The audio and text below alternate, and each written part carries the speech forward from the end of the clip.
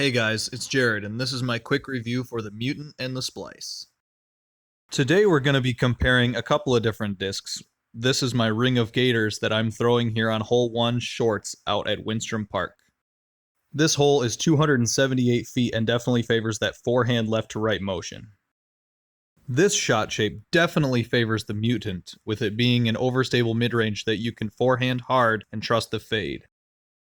Out of the hand, this felt great, and it hyzer flipped to almost flat and pushed with hyzer and went right towards the basket.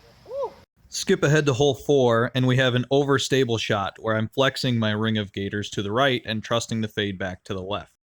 The Mutant shows its true colors here and proves that it is more overstable than the ring of gators. It fades out very hard. This time we're going to throw the Mutant on a flex forehand and prove that it has a little bit of flight to it. As you can see, it definitely has quite a bit of fight out of it, but it definitely holds the line a bit longer than I thought it would and got me all the way down there for a pretty close putt. Now the Splice has come out of the bag, and we will give it a little flex forehand as well and let the flight speak for itself. Clearly too overstable for this hole. Now it's time for some backhand flex shots. This is an ordinary stock Z zone that I'm throwing right down the middle with some turnover, and it ends up right by the basket. We go back to the bag for the Mutant, and the Mutant again shows its overstability and flexes out way early and dumps hard. We're going to give the Splice the same treatment and turn it over hard and see how it does.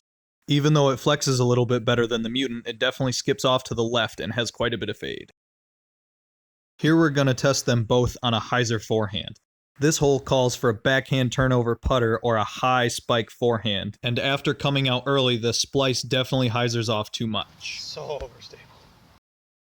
And now we're going to give the Mutant a try with a little bit of flex and try and push it a little bit straighter so that it can actually reach the basket.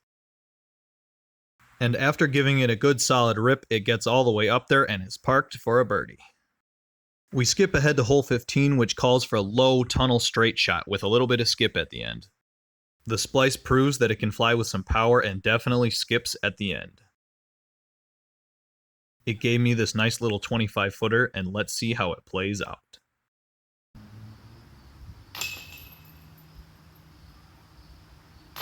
And that's a wrap. Let me know if you want to see more content in the future. Definitely like, subscribe, and turn on the bell, and I will see you guys in the next video.